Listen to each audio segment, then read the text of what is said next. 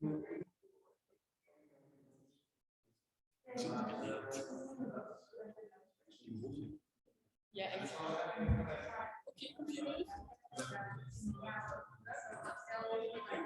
No, I know. He's sick. He's sick. Okay, kun je de highlighting? Wel, ja, want de eerste... Ah nee, zijn sessie gaat eerst zijn. Ja, en het gehighlight. Wat? Nadat ik naar de introductie gedaan heb. First things first. First things first. Okay. Welcome everybody. Nice to see you in a great numbers for a parallel session. As you all know, this is a room where the acoustics aren't very good, which means that we will be playing with this microphone, and there are questions. We'll give them over there, and well, we'll make the best of this. I will have to start with less good news. That is that Marcelo Abreu cannot come. He's sick. Nothing serious, he said, but bad enough not to be able to join. It's a pity because he's a very interesting colleague, but we still have 3 super interesting presentations ahead. I would really ask the speakers to stick with the 20 minutes, even if one presenter falls away, because then we have ample time for discussion. That's always nice. And I will use the following formula. I will introduce each of the speakers separately. Then we'll ask you whether there are clarification questions after every presentation. These are very short questions that are only something you didn't understand, a certain word, a concept, but not go into the content of the discussion. That's for when we have the 3 presentations behind us, so we can, in the questions, connecting, jump from the one presentation to the other, potentially having presenters asking questions to each other and so on. Okay, then I will start by introducing Arnoud Arps. He is a lecturer in film studies at the University of Amsterdam. His current research focuses on the position of media and popular culture, with a specialist interest in film and literature within the field of media studies, cultural memory studies, and post-colonial studies, with a special focus on the Dutch East Indies and Indonesia as his main research topics. His PhD project investigates how cultural memories of the Indonesian War of Independence are produced, constructed, and consumed through contemporary Indonesian popular culture. I would like to grant you the floor, Arnoud. Yes, if you could share your screen for the PowerPoint. Well, let me check. Okay. I assume you can already hear me. And then, am I correct to assume that you see only my slides now? Okay, perfect. Well, thank you very much for this introduction, Berber. What I need to say about this is that this is a paper presentation, which is titled "The Shape of Memory," as my subtitle already reveals, and it talks about medium specificity, at least to a certain extent. And the central point maybe I want to address today is how different forms of mediation shaped the remembrance of the Indonesian Revolution, also known as the Indonesian War of Independence, and to discuss what the similarities and difference are because of the different affordances of media, of mediation. And I guess I will not present really a sophisticated argument today, but rather a work in progress, because I'll come back to that in a second, but as Berber already said, that my PhD project is still ongoing.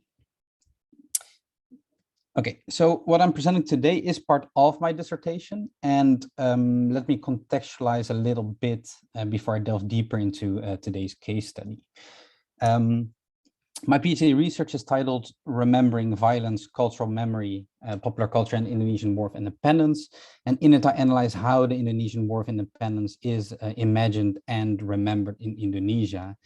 And by doing so, it focuses on the Indonesian War of Independence or the Indonesian Revolution from 1945-1949, which is a war which is often presented as a war between the former colonizer, the Netherlands, and the former colonized Indonesia. But the case studies that I focus on are taken from a very broad and active field of popular culture about this war, in which I focus on contemporary examples, which means that they are from 2009 until 2019. And I have selected 3 forms of popular culture, mainly to focus on which are film, music, and historical reenactment. And my presentation today is based on parts of the first chapter, which is on Indonesian historical reenactment. Oh, sorry. And in the first chapter of my dissertation, I look at this upcoming memory practice that is historical reenactment as a form and source of cultural memory, as a form and source of prosthetic memory. And it here does not necessarily the question if an inauthentic experience can become memory, but rather how the idea of authenticity becomes the driving force that molds memory into a certain shape. Hence, I want to focus on how Comunitas Yogyakarta 1945, which is the historical reenactment community, how they embody this desire for authenticity, and to a certain extent at least argue how authenticity can be seen as the key element or a key element that structures and fortifies these prosthetic memories in the historical reenactment community. Comunitas Yogyakarta 1945 is a historical reenactment community which is based in Yogyakarta in Indonesia, comprised of roughly 65 members, of whom practically all are male, although the composition of it varies. And in their reenactments, they try to be as authentic as possible towards their clothing and attributes of that specific period in time. And their goal is to reenact the history of Indonesia, and in particular Yogyakarta, specifically focusing on the violent era of 1943-1949. You could say that the most prominent development in the field of reenactment studies is the recognition of an effective turn, although this has been a few years ago already. But an effective turn within popular history in which historical reenactment takes center stage. Vanessa Agnew has argued that contemporary reenactment is indicative of such an effective turn in historical representation, and this turn reflects increased interest and investment in experiential modes of engagement with the historical past. And the amount and rise of historical reenactment communities in Indonesia in the past couple of years is representative of this turn, but then in the Indonesian context, obviously. Although Indonesia has seen such a rise in historical reenactment groups for the last couple of years, academic research on the subject is pretty scarce at the moment. And what you can see is that these historical reenactment communities are, most of them are located on Java, but there are also communities on Sumatra, also on Bali. And as of, let's say, 2017, at least 12 of them I could locate throughout, spread over the archipelago. The majority of them reenact the Indonesian War of Independence, but interestingly enough, there are also some who reenact the Second World War, so in Europe specifically, or for example, the Vietnam War. There's one very problematic one that reenacts Nazi Germany reenactment battles, but that's something maybe to discuss later, but it's an interesting one. But Comunitas Yogyakarta 1945, their activities comprise of more than only reenactments, as I will return to later. But their main annual reenactment, they've one big one, is the reenactment of the Serangan Umum 1 Maret 1949, which is one of the battles during the Independence War. And this specific battle is significant as it is seen as a crucial moment during the Indonesian War of Independence. And the community, with their broad memory practices, can be considered a memory community, which is based on the establishment of such an experiential site, specifically during their performances throughout the streets of Yogyakarta. Also, the streets are their theaters. As Stephen Gaps remarks when elaborating on historical reenactment, reenactors often go to extraordinary lengths to acquire and animate what he calls the look and feel of history. And he addresses this need for authenticity as the holy grail for reenactors, although he also mentions that the reenactors understand that it, as in authenticity, is elusive, we're striving for but never really attainable. And this is something that I think you can recognize in all historical reenactment communities, and the same goes for Indonesia, where this authenticity is such a driving force. Now, in the case of Komunitas Yogyakarta 1945, authenticity is mostly constructed in terms of clothing and attributes, although the desire to be authentic also resonates, for example, in the reconstruction of the narrative, the historical narrative. But both narrative and clothing are very important, as Mas Lukman, who is one of the reenactors, explained to me. I interviewed the reenactors in Indonesia. He said, the most important thing is the message sent to the audiences. We have a source for the theatrical we make. There's a history behind it, not just some random theatrical without any source. Other than history, costume is also important. If possible, costumes should be made as authentic as possible, if not being the real one, so meaning one from that time. With authentic costumes, we are able to educate the audiences more. I can come back to that in discussion actually also. But this desire for authenticity structurally returned in the interviews that I conducted with the community members. Thus, the whole performance is produced with the community's desire to be as authentic as possible. Still, their main focus lies on, as I said, costumes and attributes, which you can also see here, as is common with historical reenactors globally.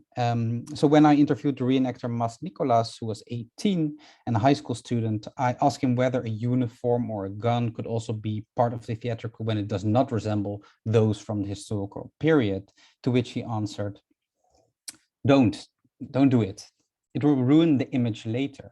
Because to know that there's the guns like Thompson, Garand, it's because it is also like that in the past. It happened, yes, like that, Mas. It cannot change. That's why, yes, usually the information comes from the veterans. Why are there guns like this? Where did you get it from? Oh, this was from the Netherlands. And in that one video, I saw a veteran that said these guns came in new in the year 45 and then 46.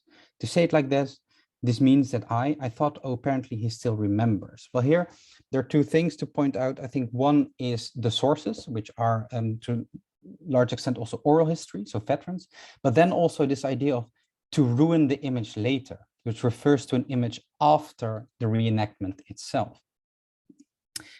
Well, to make sure that the battles themselves, the reenactments, look as authentic as possible, the reenactors of Komunitas Yogyakarta 1945 make use of various props and attributes.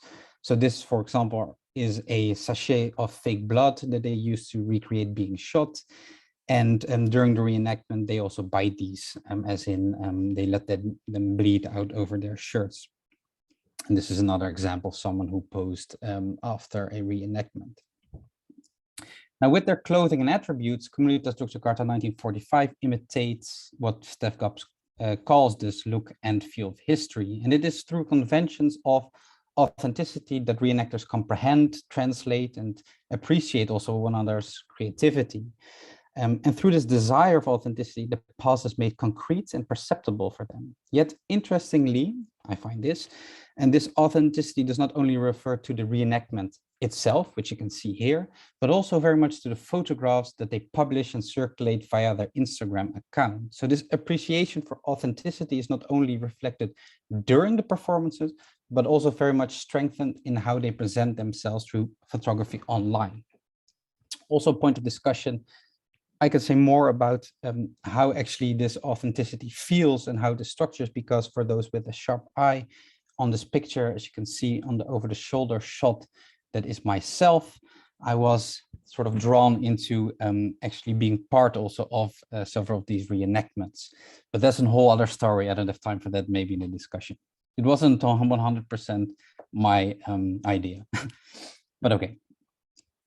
Authenticity also plays a role very much in selecting what they call one or more of the best pictures for their social media, either their own or for the community itself. So during these theatricals, a lot of photos were made, and afterwards community members were looking at them, selecting them.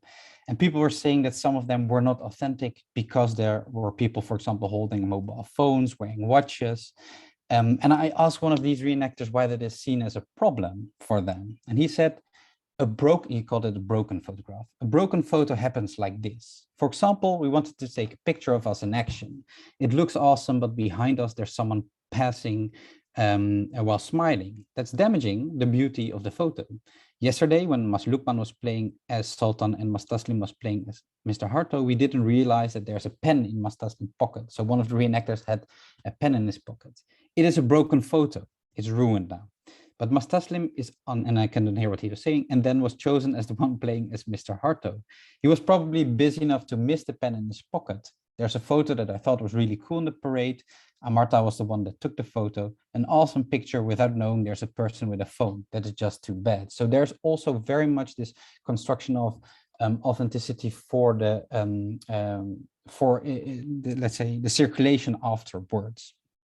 And then on Instagram, mainly on Instagram, they also use the affordances of that platform. So besides the reenactment group's use of props and attributes, their Instagram page also constructs a discourse of authenticity by using these affordances of Instagram and through the content of the images that they post online.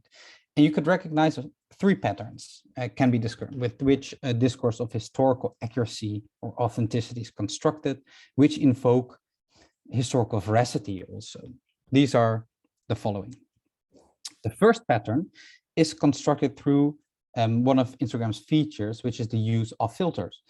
So in these pictures, a filter is used to make the photo black and white. And this is obviously a very common technique in popular culture to simulate the look of historical photographs or of archival material, etc. It's something that you also see in documentaries, also something that you see in narrative films.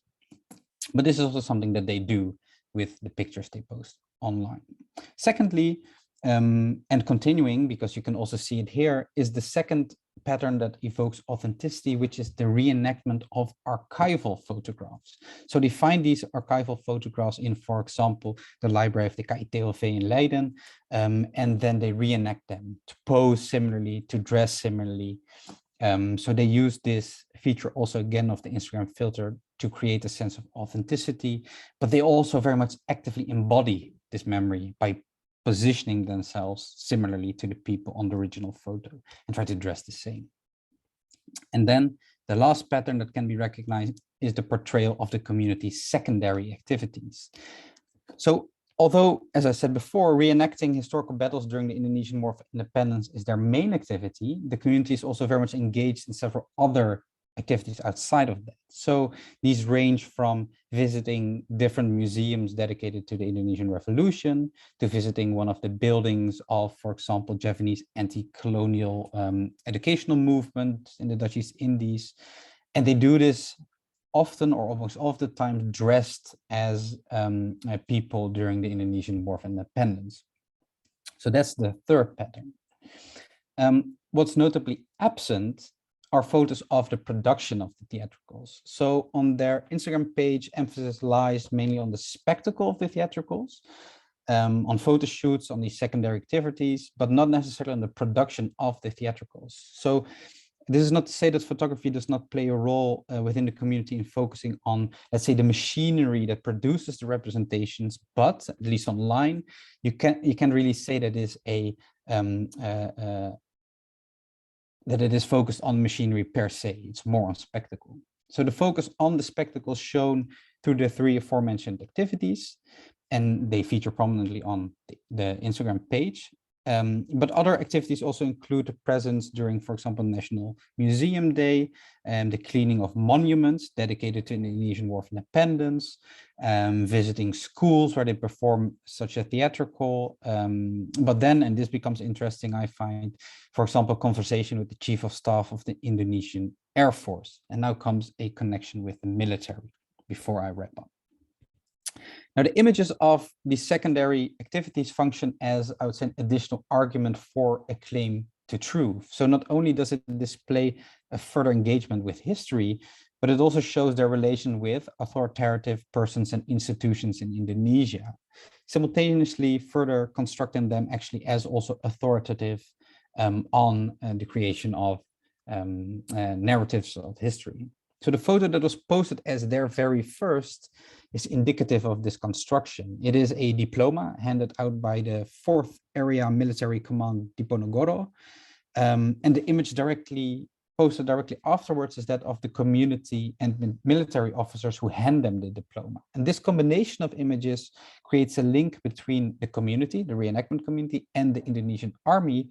And the latter presents itself as having a very important role during the Indonesian War of Independence. And as such, it also holds a prominent place in Indonesian historiography or memory making about the period.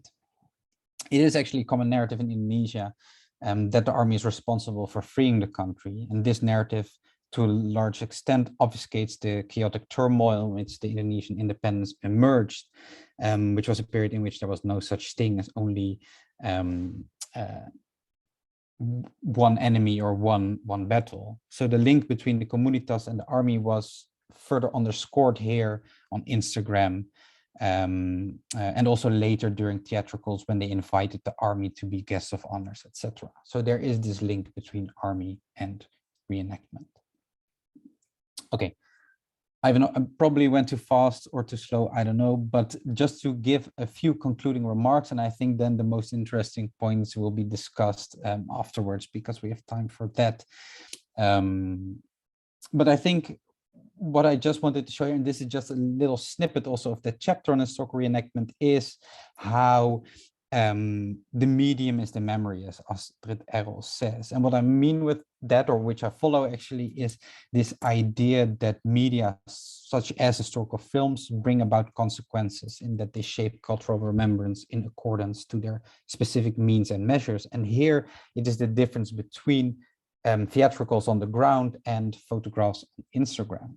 So for Comunitas Yogyakarta 1945, authenticity can be seen as, let's say, the key element that structures and fortifies their memories and the memories they create. And on the streets, they did this by creating an experiential site through props, attributes, clothing, audiences, actually also. And there the body becomes the medium upon and through which memory is performed. So the historical reenactor becomes both a producer and consumer of cultural memory. But then in online photography, they used filters, archival footage, and establishing a relationship with authorities or authoritative institutions also in Indonesia to create this extra layer of sort of veracity. Yeah, I think with this, I at least hope to give you a little glimpse into the similarities and difference in how the Indonesian National Revolution is remembered, particularly in Indonesian historical reenactment. But I'll leave it with that. Thank you.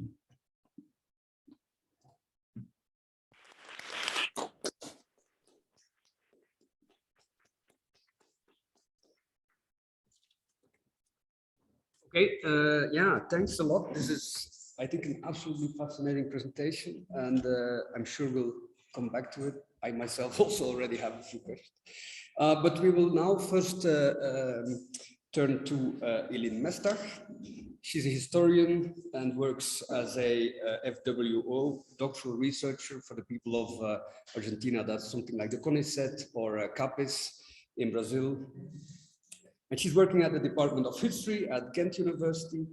Among her interests are the recent manifestations of memory activism in the Netherlands and Belgium related to slavery and the colonial past.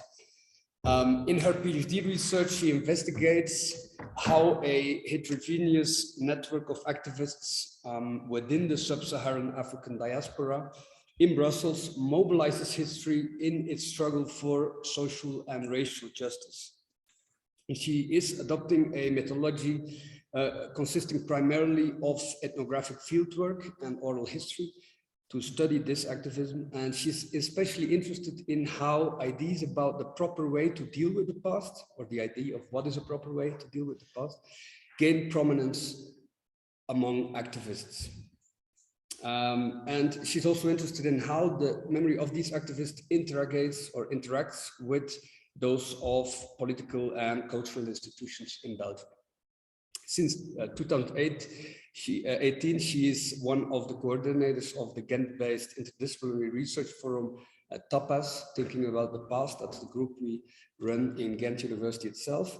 And she's also a important member of the International Network for Theory of History, INTH. So I need to be careful as a chair here, being also her supervisor is a bit of a strange double role, but I will keep time as for everybody. You'll be my witness. Yes. I grant you the floor and I will indeed switch the camera. Let me see if that works. Yes, perfect. Okay, so welcome everyone. Good afternoon, and thank you for being here. For the INTH conference, INTH Network Conference, the subject of my paper is a little far removed from the theory of history in itself, more being a contribution to the fields of transitional justice and also the recently booming research on memory activism. So the paper will be presenting today will become a chapter in my PhD, and it's primarily based and grounded in empirical ethnographical work I did over the past 2 years.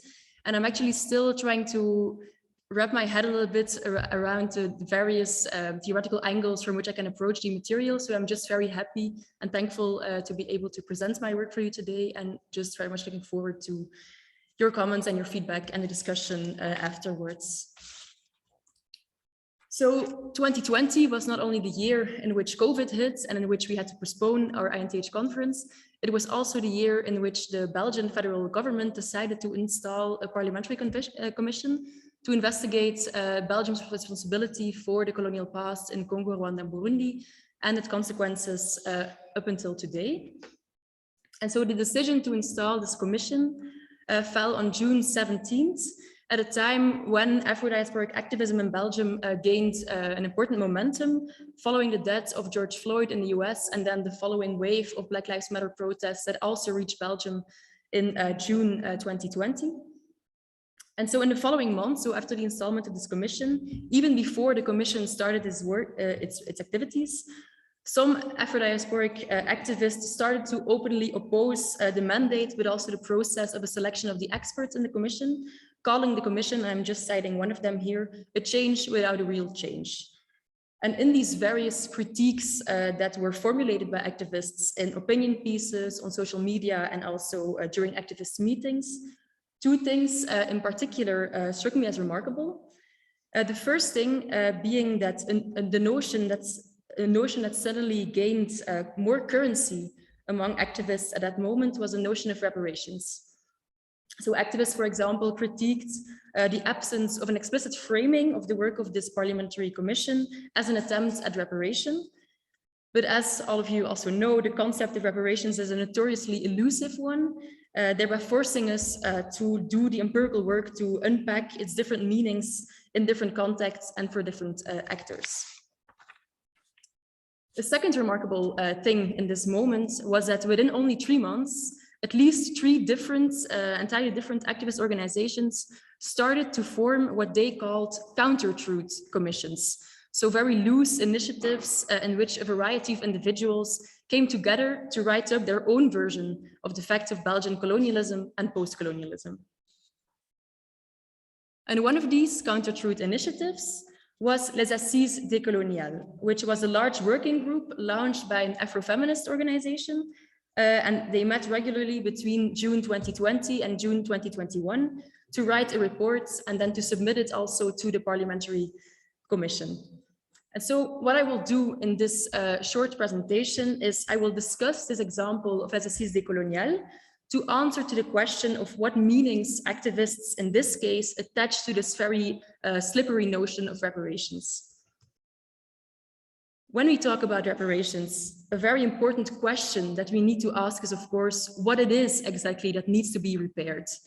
And so the central claim that I will make in this presentation is that for the activists of Les Assises Décoloniales, what needs to be repaired is what they perceive as an epistemic impeachment, which is a notion that I borrow from Margaret Urban Walker, which means the non-recognition of epistemic authority of, in particular, decolonial activists, but also larger Belgian African communities in this public discussion of how Belgium should confront its colonial past. So that's the main claim. And this will fall apart into 2 parts of my presentation. So in the first part, I will briefly introduce les assises décoloniales, and then through a discussion of the controversies that arose at the same moment over the composition of the Congo Commission, I will show that long-standing sensations of epistemic impeachment were closely related to the motivation of these activists to engage in this counter-truth-telling initiative. So that's the first part. In the second part, I will then look more closely at the setup, the composition, and also the procedures of les assises décoloniales. And here I will argue that the truth-telling initiative itself was also designed to overcome this epistemic impeachment through a very conscious effort of reclaiming an authoritative voice in this public debate. And again, based on Margaret Urban Walker, I will show that for the activists in les assises décoloniales, the very process of truth-telling is already a reparative act. So that's the program of the presentation, but let's start at the beginning. So the initiator of this counter-truth commission is BAMCO, which is an Afro-feminist organization active in Brussels since about 2010. And so its members are primarily highly educated Afro-descendant women living in their 30s and 40s, living in Brussels, but also important to mention, they're mostly the children of immigrants from the former colonies. And so, yeah, they're all living in Brussels. And so what BAMCO does, they provide popular education on racism and interculturality in Brussels, but also in Wallonia. And they do this through training sessions, guided city tours in Brussels, but also the online publication of books and articles on these topics that they make accessible for a large audience on its website. But very important to share with you already is that this organization emerged also following tensions in a very similar Afro-diasporic activist organization, when women decided that they needed to create a space to speak for themselves because they felt that in the activist climate it were primarily men taking up the floor, thereby silencing women's experiences. And it's a kind of similar motivation to reclaim a voice in the public sphere that also informed its project Les Assises Décoloniales. And so this project was launched on June 30, 2020, which is also the day of the 60th anniversary of Congo's independence, and also 2 weeks after the federal parliament started this Congo Commission. And so what was it exactly, this Assises Décoloniales? It was conceived as a very large working group with the aim to draft a report, and I cite here one of the initiators, to analyze the consequences of the colonial period, to define the minimum conditions for reparation in relation to the colonial past, to seek the modalities of historical justice measures, and to reflect on the type of memory work or devoir de mémoire to be carried out. And so its goal was to explicitly give back a voice to the people who they identified as being the victims of Belgian colonialism.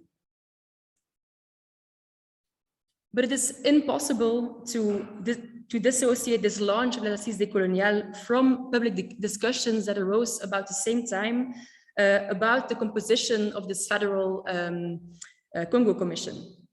So very briefly, this commission is a parliamentary commission, which means that it's composed of the parliamentary representatives of all parties in parliaments. So in this institutional composition, it differs significantly from truth and reconciliation commissions we know from other contexts.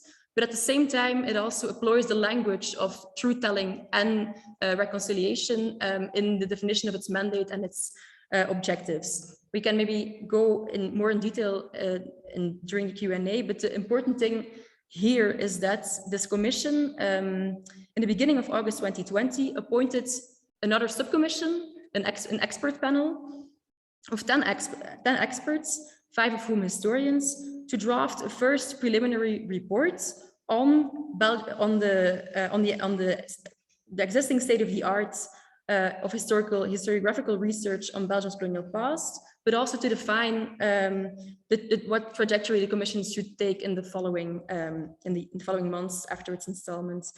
And so in this expert panel of 10 experts, there are 4 experts of African origin on the team. And the important thing is that the many Afro-descendant associations who actually pushed to get this issue on the political agenda were only involved from a distance. So next to this team of 10 experts, the Commission also appointed 4 representatives of Afro-diasporic organizations, only to be consulted as the experts in the main team see fit. thereby creating thus this apparent hierarchy between experts on the one hand and representatives on the other.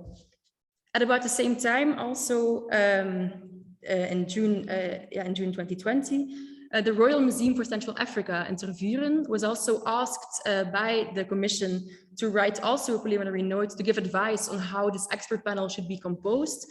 And so in this note, there was an artificial distinction made between a list of experts on the one hand that mainly included names of academically trained and also predominantly white people, and then a list of voix d'opinion or opinion makers on the other, containing the names of activists, opinion makers, but also of Black academics who apparently had not made it into the category of experts despite their academic qualifications.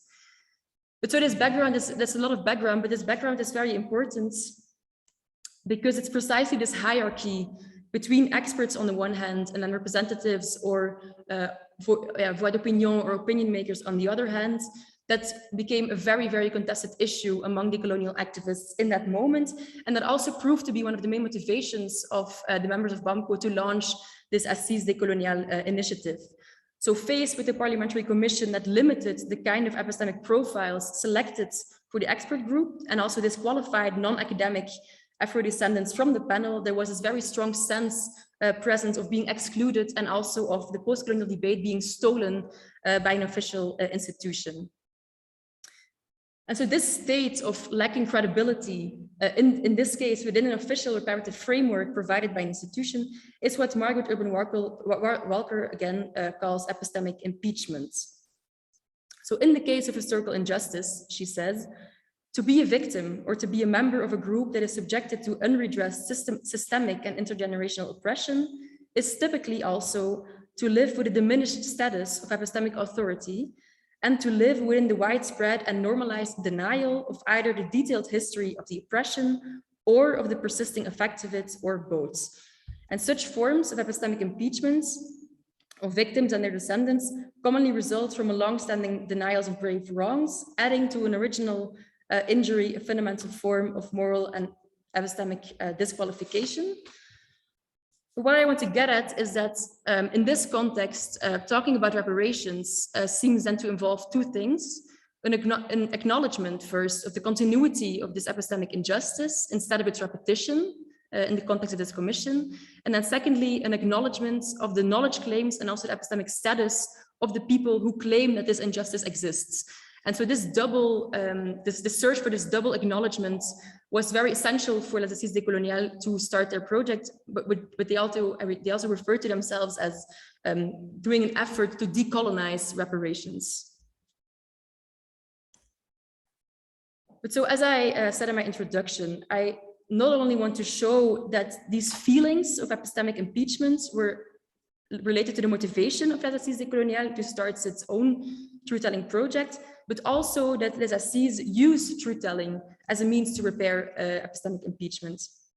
And so here, I briefly want to introduce, again, Margaret Urban Walker's notion of truth-telling as reparations. And I have made a distinction there on the PowerPoint. So she distinguishes between two very different ways of looking at the relation between truth-telling on the one hand and reparations on the other. And so the first view sees truth-telling as a necessary first step to build an appropriate reparation scheme. And so here it's important to then first establish the facts or the truth of a certain violation, to then in a second step address or redress it and deciding what kind of reparations are necessary. The second view, on the other hand, sees truth-telling not as a first step, but as an integral part of reparations. And in this view, the very act of truth-telling in this collective and collaborative manner is considered to hold reparative qualities in its own, as it can have the potential to repair relations of trust and hope that can help overcoming the injustice. So with this idea of truth-telling as reparations in our minds, how then did Les Assises décoloniales do this in practice? So I think that two aspects in particular of Les Assises are very important for us to understand this as a truth-telling project as reparation, as an attempted reparation.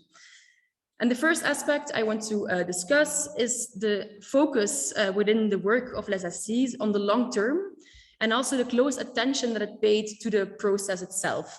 So the project was presented as a 10-year project, so very much on the long term. It was referred to a lot with the longue haleine, very much long-term process, in which then many different actors would operate and especially would rotate.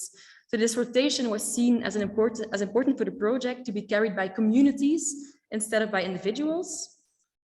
And so in brainstorming sessions, there were, for example, and also the focus on the methodology of the process. There were a lot of attention to strict deontological codes within meetings to make sure that, for example, no microaggressions would take place throughout the discussion of the writing of the reports, but also very strict rules who regulated who was able to speak, at what time, how much time was allotted to each person to speak. And this approach was especially important to combat the risk or the perceived risk of one particular group speaking on behalf of a very diverse group of Afro descendants living in Belgium, but also Africans living in the on the African continent. And this must be seen also in the broader context of debates within the African diaspora in Brussels about actually the legitimacy of BAMCO as one specific organization to carry this project, since it was mainly composed of, as I said in the beginning, people of Congolese background, so therefore lacking Rwandan and Burundian perspectives, but also people mainly socialized in Belgium, so with resultingly little knowledge of different realities on the African continent. And so this attention, this sort of procedural way of organizing meetings, this attention to different perspective and to balancing out speaking times is also an attempt to improve internal relations in the diaspora and to overcome internal struggles and diverging opinions. And so in her analysis of truth-telling as reparations, Walker points precisely to the importance of such a process-based and interactive approach to repair broken relationships. And this case shows it's not only the broken relationship between the official institutions and the activists, but also within communities of activists themselves. So that was the first aspect I wanted to discuss. The second aspect that I want to discuss is the very close attention that les Assises Coloniales paid to the representativeness of its own panel of experts. Because how a truth-telling project is conceptualized has implications for the composition of the commission. So let's remind us again the distinction made by Walker, where truth-telling is seen as a first step towards reparations. Commissions of inquiry are more likely to look for academic experts and also to appeal to academic notions of detached knowledge or a view from nowhere, to use Sheila Yazanov's distinction in reference to Thomas Nagel. But on the other hand, where truth-telling is seen as a reparative process, then the question of representation becomes much more important, as indeed the balancing out of diverging and sometimes opposing epistemic regimes are crucial in working towards a narrative that can be reparative for all. And so in this case, the legitimacy of the commission is more likely to be based on the inclusion of a variety of standpoints, or to quote Yazanov again, a view from everywhere. And so I want to mention this because in the complex activist climate where various reparation claims coexisted, it's Assises Coloniales, as being an initiative from just one organization, also had to work very hard to build its own legitimacy as a truth-telling body for the colonial past. And so they did this by very much emphasizing this view from everywhere. And so how did they do this? A very large active social media campaign was launched at the beginning. I have included a still from the mobilizing video to encourage as many people as possible to participate. And so in the selection of participants for this panel of Assises Coloniales, the members were less concerned with the specific areas of expertise of people, but more with the legitimacy of the entire group. And this could then only be gained in their minds from a balance between people living in from Belgian, Rwandese or Burundese and Congolese backgrounds, but also a balance between people living on the European continent or people living on the African continent.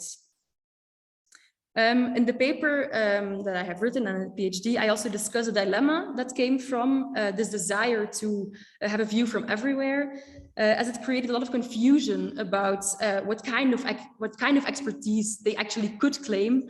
But yeah, there's no room here to go into that, but I would very much like to discuss this with you also during the discussion. So let me then just come to some concluding remarks. So as I said, this broad concept of reparations can be interpreted in a variety of ways, which then forces us to look at practical case studies to understand what reparations can mean for whom and when. And so in this presentation, I have claimed that for the activists behind the counter-truth-telling project Catastrophes décoloniales, an important aspect of what needed to be repaired is a sense of epistemic impeachment. Yes, and so it was an explicit purpose to repair that morally and epistemically inferior position by proving that Africans and African diaspora have valuable things to say when it comes to the colonial past and its legacies. Which then I will maybe come to one final point, and then we can go into it in the discussion. This also shows that in this demand, in this memory activism, it's not so much the quest for truth or for other versions of the truth, but it's very much also, so not really on authenticity, but also very much in desire to be taken seriously and to have an authoritative position to participate in a public discussion. And so although my discussion this paper of today can be seen as primarily also descriptive, I think that this account of this emergence, but also the way in which activists deal with these projects have important implications also for the mandate, the composition and the design of other commissions working on truth-telling in post-colonial contexts all over the world today. And I will leave it here. And yeah.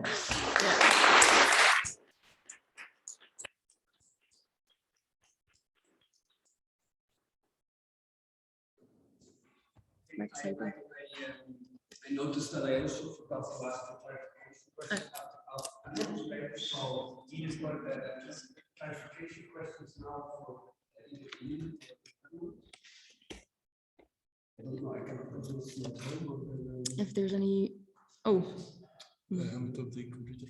Nee, there's nothing in the chat. Yeah. Then I was scrolling to the Belgian commission. It's still working, right? Yes, yeah, it's still it's an ongoing process. Okay.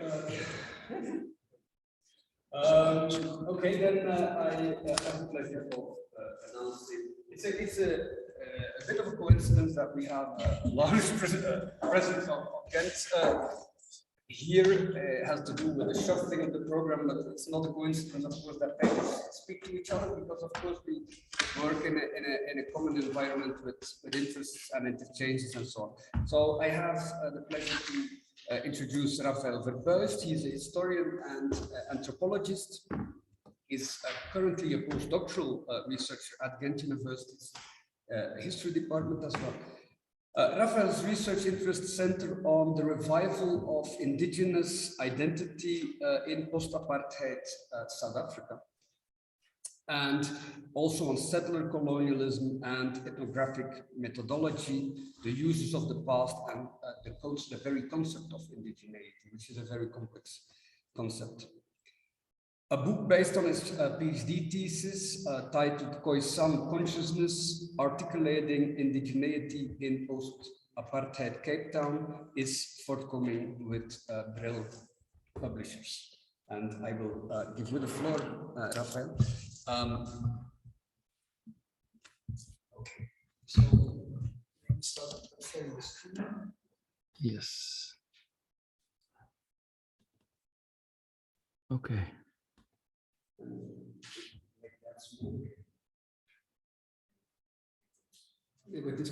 Oh yeah, right. That's the mouse. Is that the? Oh, that's the mouse. What? This is very confusing. Yeah. No worries. Okay. Yes, thank you, Berber. Thank you very much. Hello, everyone. Hello, everybody who's watching on Zoom. Great to be with you today. As you will see on the slide, the title differs slightly from the one that was circulating in some of the earlier programs. So I would say that if this comes as a disappointment to you, I won't hold it against you if you leave. But I do think I will speak to the same topics, because what I want to do today is I want to share with you some reflections about a question that has really fascinated me ever since I started my PhD research, and has been with me through my current postdoc project, which, as Berber mentioned, is at Ghent University in Belgium. And the question that I'm talking about goes something like this. Why do people engage with the past in anti-colonial settings? And what characterizes such engagements in terms of form and content? Now, this admittedly very broad question can be answered in multiple ways, as the answers are, of course, very context dependent. And to be clear, I wouldn't dare to suggest some kind of conclusive or singular answer.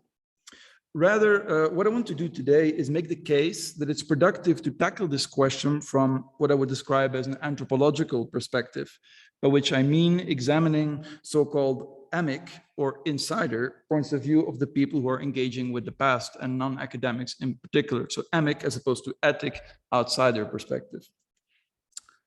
And to do that, I want to start by introducing you to the subject that I've been studying for the last 7 years or so, which brings us to Table Bay in Cape Town, South Africa.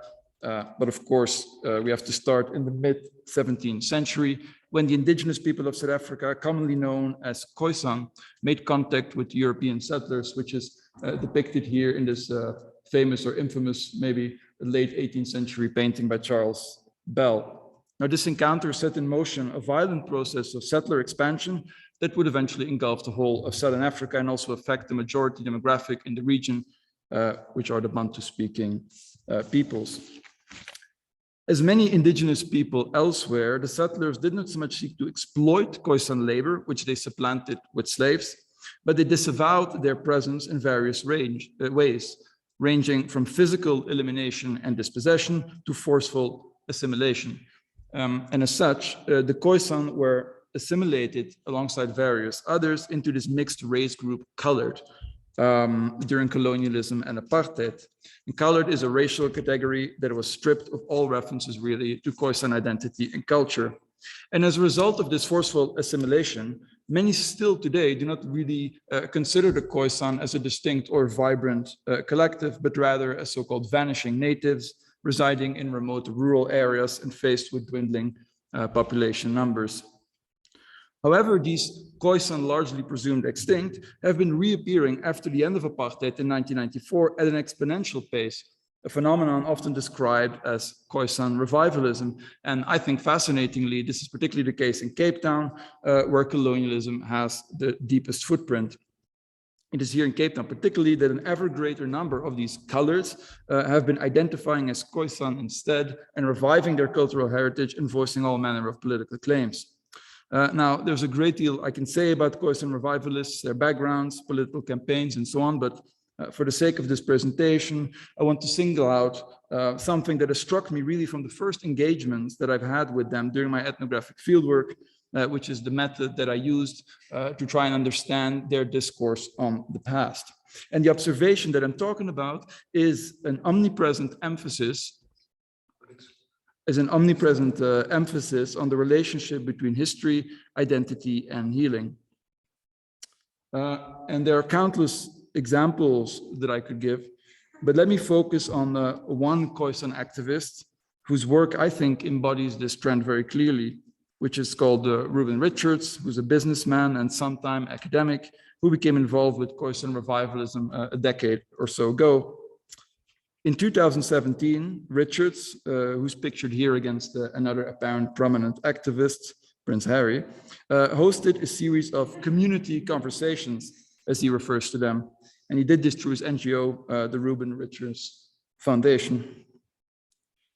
And in Richards' words, the aim of these conversations was to achieve, quote, solutions for broken communities which are trapped in cycles of despair and crisis, by exploring the pain and trauma experienced by the indigenous Khoisan over many centuries of colonial and post-colonial rule, to create a safe space that facilitates healing linked to identity in general and indigenous identity and heritage in particular. So I think you'll notice here that history is explicitly called upon to mend what many Khoisan would regard as lingering historical traumas. But how is this done in practice? Well, one of the exercises that is used in the community conversations, it entails asking participants how they would tell the history of South Africa and where they would locate themselves within it. And as the workbook that accompanies these community conversations explain, and when I go into the description in a moment, notice how this really urges participants to embrace their indigeneity. So the description of the exercises asked the participants, will you start your narrative with your mother and father? Will you start with the colonists who allegedly arrived in an empty land? Or will you start with the original inhabitants, possibly your ancestors, who for millennia lived harmoniously with nature all over South Africa long before everyone else arrived? Now, Richards doesn't just promote this therapeutic take on Khoisan history through seminars or community conversations. He also published a 2-volume history book entitled Bastards or Humans, the Unspoken Heritage of Colored People, which appeared in 2019 and 2021. And recall here that the Khoisan were classified as colored through colonialism and apartheid, hence the title. In Richard's words, the goal of this indeed tellingly titled book is to urge potential Khoisan revivalists to, quote, embark on a personal journey of self-discovery, healing, restoration, and optimal living. And this not so much to, quote, rewrite history, but to make it come alive, as well as use data from our ancient past to construct a narrative that is meaningful to our present. So once again, Richards, I think here is pretty unambiguous about the role of the past within the movement of indigenous revivalism that he's part of. And one way that Richards seeks to accomplish this in Bastards or Humans is when he discusses Achumatu, which is one of the most foremost Khoisan leaders who interacted with the earliest settlers. And it is known at some time that at some point Achumatu was taken to England and Batavia, which is present-day Indonesia, to be trained as a trading agent for the Dutch and British East India companies, respectively. But Richards goes one step further by describing Achumatu as an underestimated and unrecognized individual, as the, quote, Cape Town-based strategic communications expert and international liaison officer with impeccable local and international credentials. And in a telling footnote, I think, Richards explains how his, quote, own experience provides some clues to understanding Achumatu's predicament, which he believes is relevant to many other South Africans. So in this vein, speaking about himself, Richard writes, in spite of attaining my technical and academic qualifications on merit, there is still that niggly feeling of never quite being accepted as an equal. For many in South Africa, I'm first a colored Khoisan, and that then provides the lenses through which people view my other qualifications and professional achievements and experience. And as I said earlier, I could share various other examples beyond Richard, but time doesn't allow me, unfortunately. I would say read the thesis, or I guess because this is being recorded, by my book, please. But hopefully this does give you a sense on the emphasis on healing, heritage, and identity that was mentioning early on. Okay, so in trying to make sense of this recurrent emphasis in an analytical sense, I came across this work by the anthropologist Ronald Neeson, and particularly one of his lesser-known books, The Rediscovered Self, which was published in 2009. And the book draws on Neeson's longstanding involvement with indigenous communities in northern Canada. And among them, he observed a process he refers to as therapeutic history. And I apologize here for another long quote, but I do think it's very important because it does summarize some of the things I'll speak about later. So according to Neeson, therapeutic history is the appropriation or sponsorship of narratives about the past as a way to define the moral essence of a people while recovering from a lingering collective experience of rejection, dispossession, assimilation, and economic and political marginalization. In other words, he's talking about indigenous people in the present. Its main criterion for determining the truth is the subjective experience of group affirmation, the way it makes people feel about themselves. It emphasizes those aspects of the past that are emotionally positive, indigenous virtues such as social peace, egalitarianism, spiritual enlightenment, and harmony with nature. In short, a time in history when once people were shorter, stronger, healthier, and more autonomous, and above all, more respected. Now, of course, this is a generalization. One cannot reduce all of the engagements by indigenous people with the past under this rubric of therapeutic history. It's certainly not all about, quote, feeling better. But notwithstanding my uneasiness with some of Neeson's claims, many of his observations do resonate with me. So coming from a critical perspective to this, let me therefore rather speak of the therapeutics of emic history. Remember, emic meaning insider perspective. And this is a concept I'm still developing at the moment in a paper that I'm writing, but do allow me to discuss my foremost preliminary findings, and I suppose use Reuben Richards as an example. So in general, I think that Neeson's observation that indigenous history as practiced from below needs to, and I think this is very crucial, needs to act as a counter to settler colonialism is spot on. Because as a result of this, I believe that in explicitly anti-colonial ways of engaging with the past, sources, mediums, and content are all primarily selected for their ability to speak to lived experiences, fight contemporary marginalization, and provide existential bearings. In other words, the goal is to try and address some of the predicaments many indigenous people around the world are faced with today, including the Khoisan. Now, this way of engaging with the past, of course, generates notable differences with academic history, and that's a point I'll return to in a moment. But I think when looking at the mediums which Khoisan revivalists use to spread these emic histories, we need to appreciate, I think, that what is key for them is disseminating rather these histories as far and wide as possible, and preferably also as directly as possible. Emic histories, in my opinion, therefore come in both conventional, meaning for historians conventional form, and less conventional forms, whichever is really considered most effective. So Reuben Richards didn't just author his own history book, right? He also conducts these community seminars and public presentations and a lot of other things that I couldn't get into here. When it comes to content, Neeson discerned a focus on heroes, the pre-colonial, or times when indigenous people were more respected, because these emphases have the greatest contemporary relevance. And this, I think, brings to mind Richard's description of Achumatu as the Cape Town-based strategic communications expert. Why did he do that? Well, I think because Richards believes that people will find Achumatu's story more relatable and inspiring if it is told in this way. And I want you to take notice of the fact that Richards accomplishes this through an anachronistic framing, which as historians, of course, we're traditionally trained to shun. But I think we should appreciate that within emic histories, anachronism has a specific purpose, which brings me to the point of sources. For lived experience is a central source of emic history, and the use of anachronism is the ideal tool to make the past relatable, since it collapses temporal distance and allows for the meaning of the past to be more easily extracted. Emic history has to speak to lived experience in order to be well received, and lived experience is in turn the foremost lens to which you interpret the past.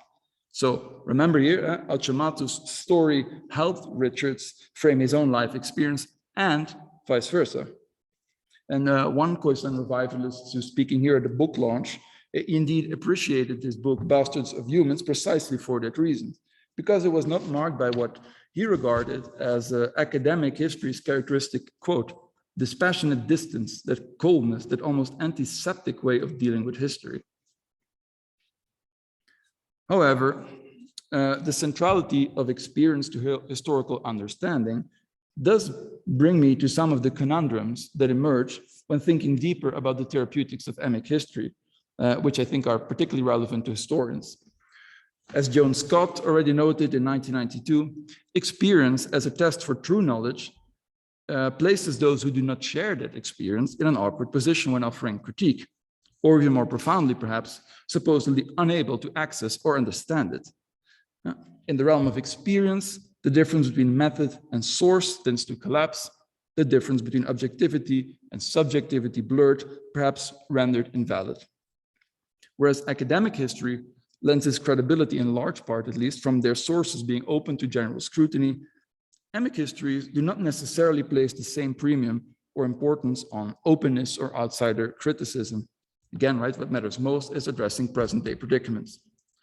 Now, one might say to each their own history, to each their own perspective on the past, but I'm not sure if indigenous people would consider their interpretation of the past as simply one among the many, but perhaps rather as the rightful and morally correct view.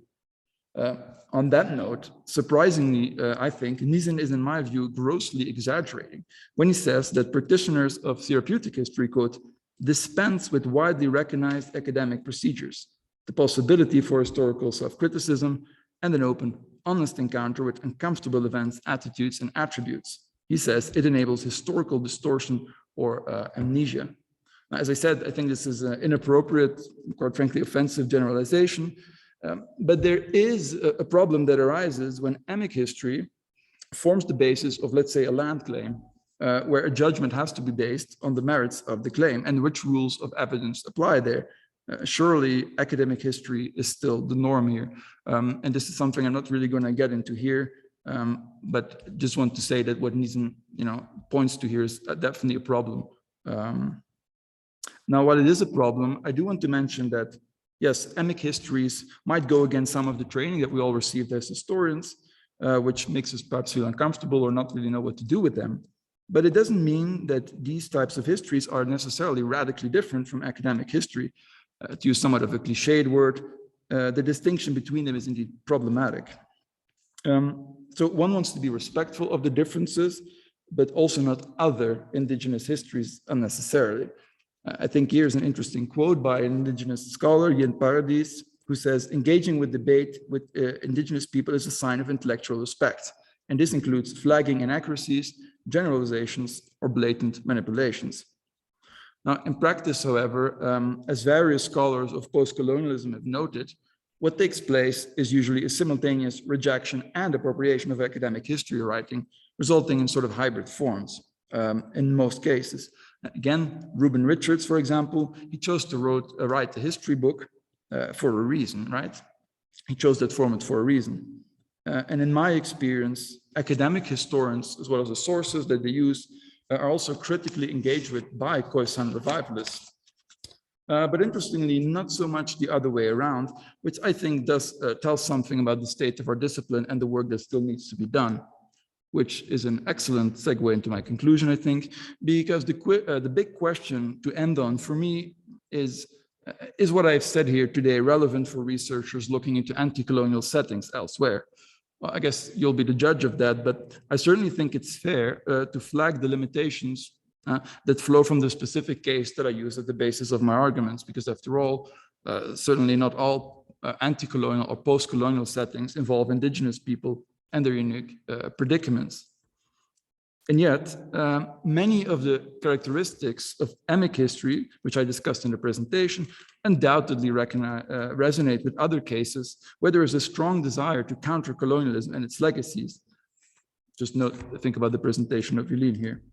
And while the differences between these individual cases might be very substantial, I don't think it's a stretch to at least attempt to discern similarities and to reflect on these. And whether or not we're going to do this with the help of Niesen's concept of therapeutic history, that's not really my point. It's rather that an anthropological investigation to such an overarching analytical framework is useful and necessary. And again, on that note, please, any feedback that helps me develop this argument further is really, really appreciated. So I say that this kind of investigation is necessary. Why? And I think, again, particularly for historians, because these characteristics of emic history, they create tensions with academic history, but I don't think these are unsurmountable, contrary to what Niesen seems to suggest. In fact, I think that in coming to an anthropological understanding of these characteristics of emic histories and their entanglements with academia, I think the view that academics such as ourselves hold about the role of history in society will hopefully be productively challenged and expanded. Thank you for your attention.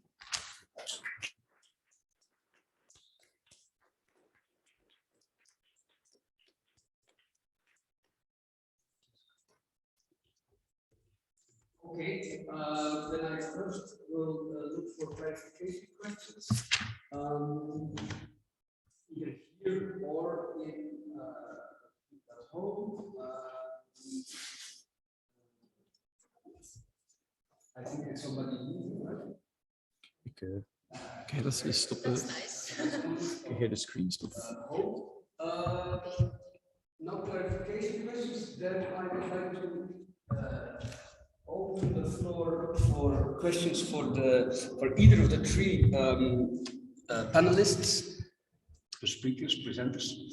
Who wants to? Okay. Let me first look around because, of course, we can ask. Well, is it a question for Arnoud? also have a question for Anna, yes. Okay, let me first see anybody else. Let's start with Anna. We will come to you, of course. But no, but we can always talk, so we will. But I do have a question for okay, Arnoud. okay, that's fine. Yeah. Yeah. So thanks, Arnoud, for what I thought was a really nice and thought-provoking presentation. I especially liked how you show the concern of these reenactors with the quality of their photos. And I wonder whether when they don't know something about the reenactment, so something about the past, whether when there's a kind of, okay, did they look like this or did they look like that? Did they start at this spot or rather at that point? How do they make decisions about what then to put in the image? And I wonder whether at that point they use a kind of aesthetic criteria to assess that, or whether then they deal with that in a different way. Thank you very much for the question. Could you maybe also, what are you thinking of in terms of aesthetics criteria? Well, basically, do they then pick for, say they don't know which rifle people use. Yeah. Do they then pick for the one which they think matches better with the background? Yeah. Or how do they make that kind of judgment? Yeah, so that, thank you very much for this question also. I missed your name actually. Marie Gabrielle, hi. Okay, thank you. Hi. Yeah, thank you for this question. It's that's an interesting one because on the one hand, I say that authenticity is this driving force, but on the other hand, it really depends also on who you ask. And this is something I couldn't really discuss, but there's also very much hierarchy at play. So there is a, let's say, the head of the community who is in charge of mainly writing the script for the historical reenactment. And he is sort of the deciding vote in terms of how things look like, how things are in terms of narration or in terms of the narrative, in terms of script, how that looks like. So he has like a big say in what in that sense is authentic or not. In terms of clothing and attributes, in terms of trying to get as close to the past as possible with that, there they indeed look at archives and photographs, and even, and here I think memory comes into play, even fictional films about that past, because there they sort of, how do you say that, what's the English word for that? They sort of take over the authority of the film and sort of think or believe that the film also has done, in the production of a film, for example, also has done research to that historical period. So although I would say maybe the idea of authenticity is very much a driving force, but what that actually is sort of also a bit fluid.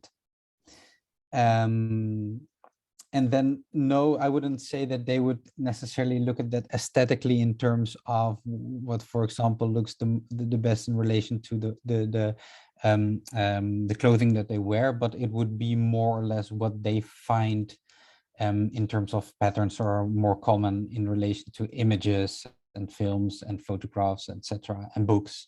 And they would look at that more, I would say, is my experience at least. Yeah. Thank you. Thanks.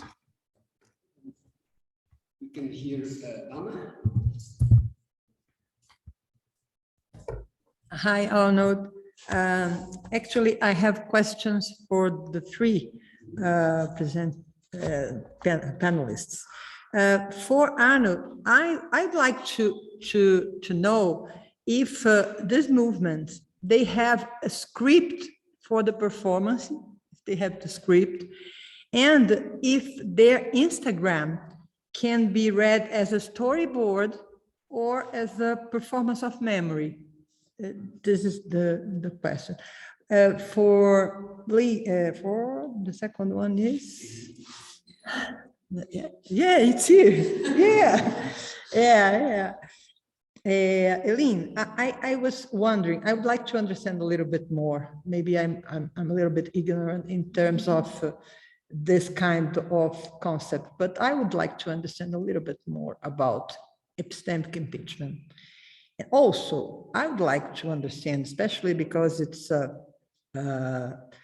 present history phenomenon, the impact of this, also the les assises coloniales in public opinion, but in the tensions it created, because the post George Floyd movements, throwing statues in the rivers and all around, create tensions. And then came the pandemic. And then we are all locked inside the house, inside our homes. So this tension is the kind of, when you just cover, I don't know what will happen. Because Congo is, it's a very tense, there is a very tense line. I don't know if you heard, in Brazil, they murdered a Congolese a few months ago, because the diaspora of Congo is enormous. So this is a huge contemporary problem. And I think the epicenter in Belgium is something that we need to understand the impact of this in our historical moment. So I'd like to listen a little bit more about this impact, and if you have some clues about this idea of epistemic impeachment, I...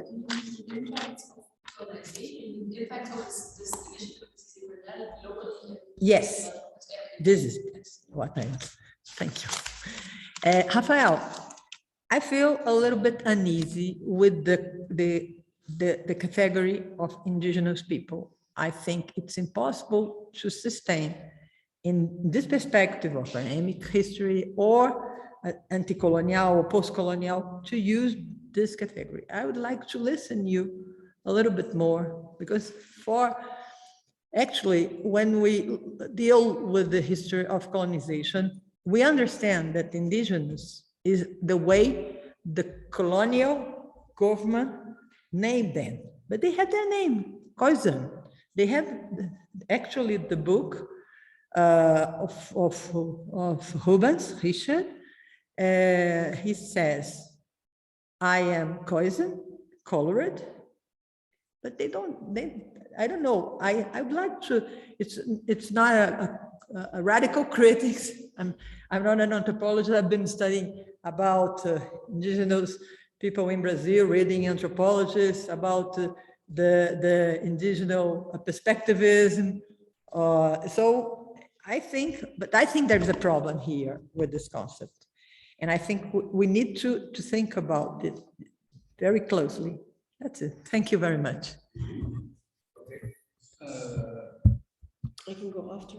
Okay, I think it's good to start with the questions about the and then there were other people asking questions. Yeah, okay. But we have time, let's solve it. Okay,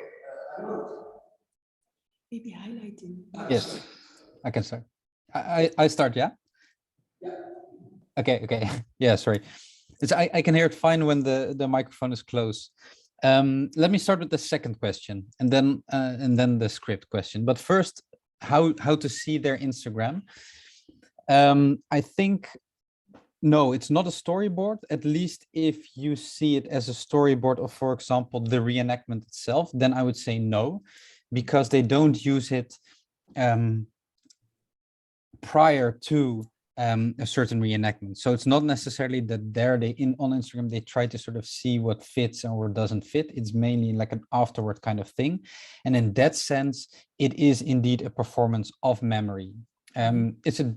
Just as the historical reenactment itself is a performance of memory, I would say their Instagram is a performance of memory, but differently. And I think there you can also see there are sort of different kind of interests involved in terms of these photographs. So for instance, different kind of effects like pride, to afterwards see that they did a good job and how that looked like, but also being a good reenactor, and to share that through photographs to other reenactment groups. Also, there's also this rivalry actually, but also for themselves. And that for themselves, I think, is an important part also to see that these Instagram pages are also digital archives. So digital archives in the sense of a storage medium for the historical reenactment. So I would say these are more sort of the ways in which the Instagram page needs to be approached or understood, at least partly. And then in terms of how these reenactments come to be, as I said, I was a part of these reenactments. So I did sort of, if you want to call it academic LARPing, so live action role playing. And actually the first time that I joined, I wanted to interview them, and then I was sort of I got into the reenactment itself, and from my own experience, I can tell you that there was not really a script that first time. So as a matter of fact, I really didn't know what to do. So it was a strange experience. So I was because I'm from the Netherlands, I was given this uniform of the groene berette, which is actually quite problematic also, but okay. And so I didn't know what to do. So I decided to get shot, right? So the sooner the better for me. So I got shot, and then I was waiting when I could sort of leave the theater, the street, but then they approached me again and start stabbing me. So this was all very strange. But then the second time I joined, which was a year later, they had a different kind of theatrical, which was much larger, and there was a script. And I think there, in terms of, and then I'll stop to keep this short, but I think if you go to this idea of authenticity, this is already problematized by this idea of memory, or what cultural memory is, in the sense that it's also very much about the present, and not so much about this historical, like they really do not.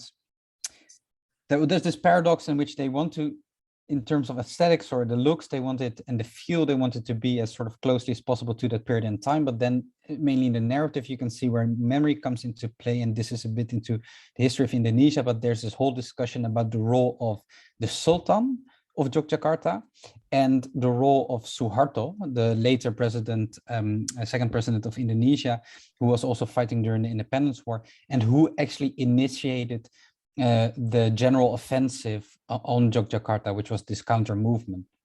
And what you see there is that in the past, when Suharto was president, he really also, through film, sort of propagated this idea that he was a big national hero. And then now, especially in Yogyakarta, where the Sultan comes from, the role of the Sultan is more important. But this year becomes problematic, or difficult maybe. Now in the narrative that is constructed by or presented by the historical reenactment group, there's sort of a role for both of them. So to stay, let's say, a little bit neutral in the middle. And this is something which I also asked about the big boss of the historical reenactment group, in terms of how he approached this. And there he said that this narrative actually also has shifted throughout the years. But now there's this role, maybe even of the army, because in the second reenactment that I joined in 2018, this was a whole nother experience. They asked the army to join because they wanted to have real guns that were shooting with blanks, and only the army was allowed to do that. So there were soldiers shooting with real rifles with blanks. At least you hope that there were blanks at you during this reenactment. And then because of this role of the involvement of the army, then the role of Suharto in this narrative, in the script, needed to be sort of upped a little bit in comparison to like other reenactments. So there is a script. Sometimes it's more elaborate than others. And then as you can see there, mainly in the narrative, that really this approach to this historic period differs, I guess. So this is just, and then I'll stop. Sorry for talking. But yeah. Thank you.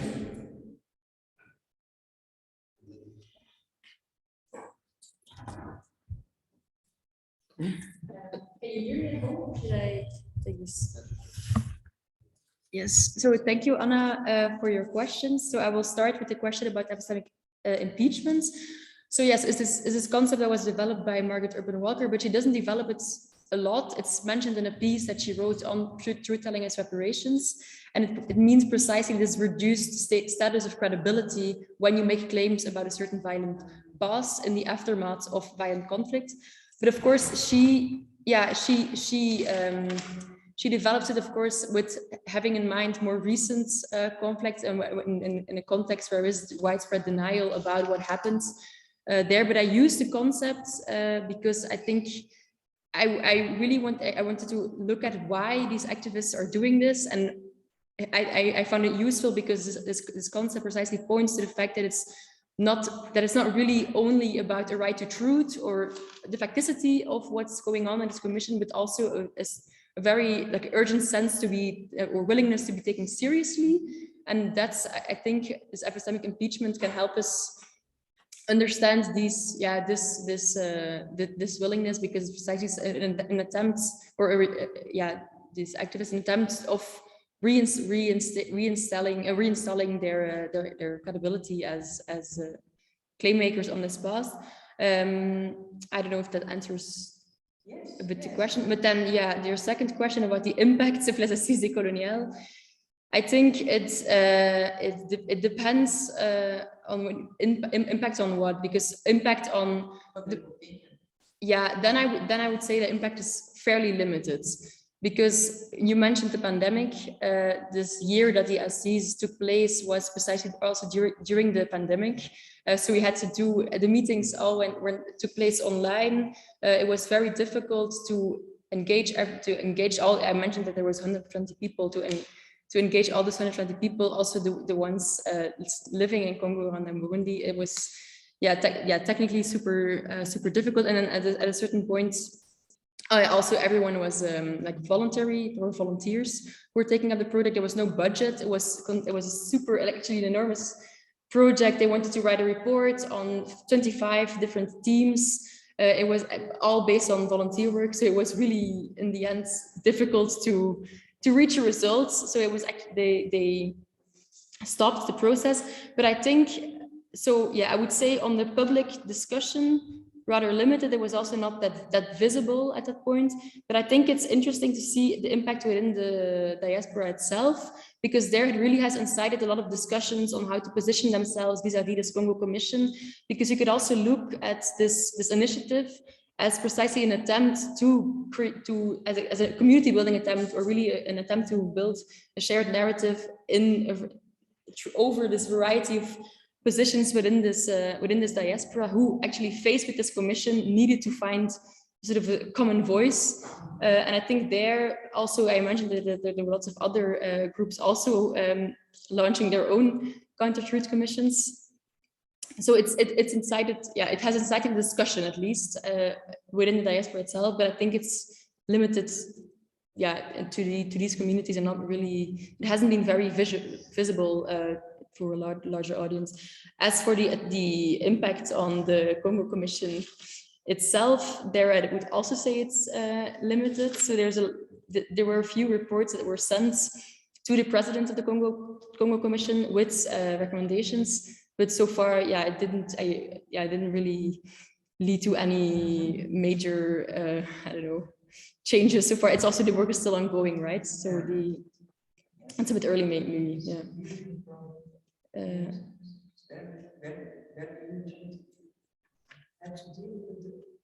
I think later we can talk. But what do you mean? It affects me a lot, because in Brazil, I didn't know we had huge communities of Congolese immigrants, and then all of a sudden they were visible because of violence. And in Brazil, they are invisible because they are Black people. And it's impossible for us to not understand how this African diaspora is still going on. So it's important. I'm really affected by this issue, because I think it's an urgent. We need to deal with this issue. I think it's very important, your reflection in all the commissions. And it's the government of Belgium organized a commission, even though it's a very, very official commission. It's important, because we have to deal with this. Otherwise, we won't have future. Because if you don't look at the colonial backgrounds as an actual problem for our world, we'll still be in the Cold War. From when does the Congolese migration to Brazil, when does that date? Is that? You see, I interviewed the cousin of the boy who was killed, was murdered. Apparently you're not very, people at home can't hear you. Interviewed him, and his his trajectory. Now he is 27 years old, and he arrived in Brazil 10 years ago with 70, and he came with the group that came with the Pope in the meeting of the youth and so on. So he stayed there, and he was supported by a network of Congolese. They have a network, and in Rio, they live in a certain suburbs, and we didn't know about this.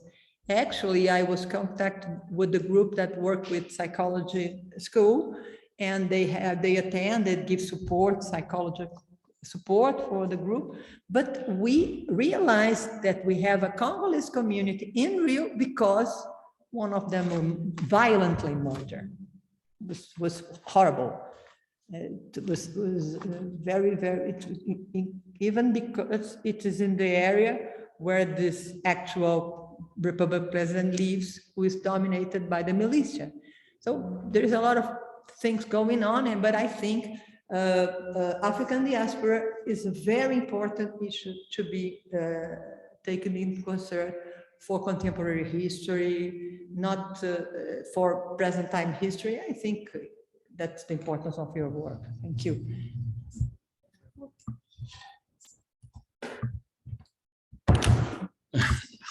Tricky organization. Yeah, you're absolutely right that the concept of indigenous people is problematic. It raises a lot of ideas, imagery that's very uncomfortable. Today, depending if you translate indigenous people to specific languages, it differs sort of the meaning that you get to it. Plus, of course, it has connotations of belonging and not belonging, which are also uncomfortable in many societies. But we do need some sort of concept to point to similarities in historical experience and contemporary marginalization today. Whether that's another name, that's not really what I care about, but we do need some kind of concept, and the concept of indigenous people, for better or worse, with its baggage, has become sort of the concept that circulates in international legal fora. So I certainly take care in my research to point out the problematic aspects of it, which I suppose I couldn't really do in the presentation. And just to give you, in terms of international definitions, what people suggest indigenous people are, and you will notice that this is very open-minded, open-ended, which is you need to experience a continuity in marginalization, historic and present day. You need to have some sort of claim to prior occupancy before the arrival of others, and you need to practice a distinct culture a culture that is distinct from the dominant majority. So I think you would agree with me that there are certainly parallels that we can see around the world of this, but also a lot of differences. So I would say that one can certainly be Khoisan and indigenous and South African, and you can keep the list going, but for me, it's really popular. Yep. I have one of my advisors working with photographs of Angola and Mozambique, and they read the documents of the Portuguese government, and they say, oh, they call them indigenous. For us, they are not indigenous. They are indigenous for the colonial government. So I think we need to face the concept as all the burdens they carry from the past, and how they shape our understanding of the present time, and how people frame their own identity too. So, but this is a large discussion. Yeah. Yeah. Yeah. Sorry, you should have the microphone because people really can't hear you otherwise. I understand what you're saying when you're talking about this indigenous term as something that is homogeneous in some way, so you cannot use indigenous people if it applies to every how can I say this? Indigenous, the term indigenous subsumes the other ethnic groups, of course, but in the same way, I don't think it's wrong to use this term because it's used. I know geography about indigenous knowledge, indigenous peoples. Maybe the term native is also maybe it's better to use native, but I don't think that indigenous is actually so problematic. You just have to identify that indigenous peoples recently is not just about Native Americans, but all natives around the world. So this term is used to apply to all these different ethnic groups today, not only American natives. So in my opinion, you can use indigenous people, but you also can use native. But I don't know about the context in Africa. I don't know how exactly it happens there. But you can call, for example, indigenous people in Russia, Asia, and other parts of the world. So maybe you should look more about this. I don't know if it's a problem, really. I think we should first go to the other questions and then we can potentially come back to the question because it's a difficult issue, right? Carol, speak close to the microphone. Yeah, thanks. Thanks for all the presentation. Really very well developed and interesting case studies. I would like to have two questions. With my first for Rafael, I really like your analysis of the ethnic history, and I would follow your last sentence that it's kind of a challenge for professional history, a productive challenge. You said, I suppose. So, in what sense, actually? Can we follow the concept of therapeutics? Therapeutical nature of this history? Does it say something also about professional history, or how would you tell about this challenge? So this is the first question, and for Arnoud, we are there, okay, and in your case, I would like to see the concept of authenticity as an emic concept in an anthropological terms. I think you spoke about it in these terms. Oh, sorry. So authenticity as an emic notion. So what my feeling was that in your case, they speak about authenticity more or less as a concept based on a material and visual characteristics. So they care about the clothes, weapons, and how do they look like. Is this actually the meaning of authenticity for them, or how would you try to define our authenticity as an emic notion in your case? Okay. Thanks.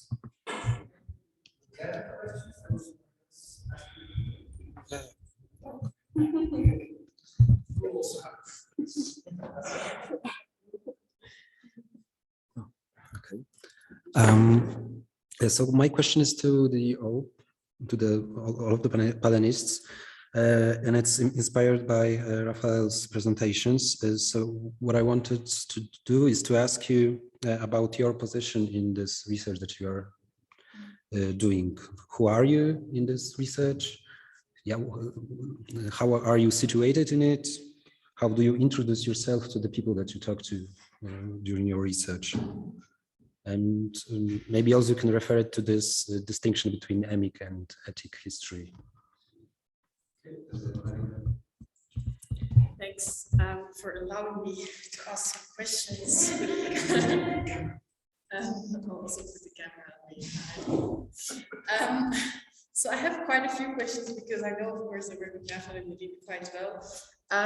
Eline, first, I wonder why the notion of why you chose epistemic impeachment and not epistemic injustment. I know you have a bit of an issue with Frigger. Injustice, yeah, sorry. You have a bit of an issue with Frigger, but at the same time, I'm wondering whether this is not a form of epistemic injustice and what you think about that. Second, I'd like to know what it's a truth-telling commission. So what kind of idea of truth is underlying that? Then I have a question about you claim that they go from a view, to put it with Yazanov, go from a view from nowhere to a view from everywhere. I wonder whether they're really claiming a view from everywhere or rather an overview from everywhere. Whether you could play with that a little bit. Well, I think it's rather that is there someone who is then also again gathering the view from everywhere? So is there someone doing a kind of synthesizing work? And is that thereby a better perspective, which takes account of everything, yet at the same time is different from a view from nowhere in its status? Those are a few, I think, fun questions. Then I have one for both of you, because you're dealing with activists. So I wonder how these groups deal with evidence, historical evidence, that challenges the claims they want to make about the past or the function that the past has for them, and how they deal with that. I think that'd be nice to know. And then Rafael, I think this is really, I'm not sure if I read your mind or you read mine, but at a certain point you started talking about hybrid forms. And I think that's really where I, for the first time, saw most clearly your position against Niesen. So I'd like to know a bit more about what kind of compatibility these hybrid forms have, whether you could unpack that hybridity a little bit more, and maybe also the dilemmas that that these bring with them. And then I wonder, Eline, whether you actually don't see that same kind of hybridity when you were talking about the dilemmas that arise when they want to be taken seriously and they don't know which kind of expertise to bring. So that's very briefly what I was thinking about. I'll pass the mic. Okay. Okay, then we'll ask for responses. You can go first, I'm sorry. Without knocking over the camera. Thank you. Really great questions. I think I can tie them all together in an answer. At least I'm going to try to do that. Yeah, you caught me a little bit when I say that the academic discipline of history can be productively challenged. Although I have thought about it, luckily, so I do have some answers prepared. I think maybe as a sort of premise, it depends on how you see, in this case, indigenous people or non-academics. I think we can broaden the argument. How you see them as engaging with academia. Do you see them as subjects to be studied, or do you see them as partners in a joint excavation of what it means to engage with the past and the present? Because if it's the second, I think we can certainly learn a lot from it, because they've been obviously excluded, although that is changing these days, particularly in countries like Australia, I think is a leading country in this regard, and Canada. Indigenous views on temporality, for example, I'm not going to expand on that also because I don't know enough about it, but this is one way that thinking about time can be changed. Maybe also the impact on the work itself, like, is it useful for the people that we study? I mean, I think many people sort of scoff that aside, but I think it can help us if we engage in the dialogue to make it less extractive. And try to see if we can make our histories more useful, if we can make them therapeutic. That's, I suppose, not something that should primarily be asked by the historians, but rather by the people for whom they perceive it to be therapeutic. This is, I think, a great way to speak about positionality. Well, I think what helped me in my research a lot, quite frankly, is introducing myself as somebody who wants to get people's perspectives. rather than me writing the book about, in my case, Khoisan history. And I think people were sort of open to that, and particularly when they saw sort of what I was doing, who I was talking to, the kind of questions I was asking, some of them also reading the thesis, which is great. I think they understood that I was coming at it from a different angle. Now, of course, this is a classic kind of cop-out for anthropologists, because they say, no, I'm just studying people's perspectives. I'm not sort of commenting on it myself, but of course I am. So I'm not sure how they would react to this notion of therapeutics. I mean, on the one hand, as I hopefully showed, I mean, they do speak about it themselves a lot, and they do make this explicit distinction. And I think if I would ask them quite straightforwardly, does, engaging with the past, does it have some sort of healing effect on you, the identity changing effect on you?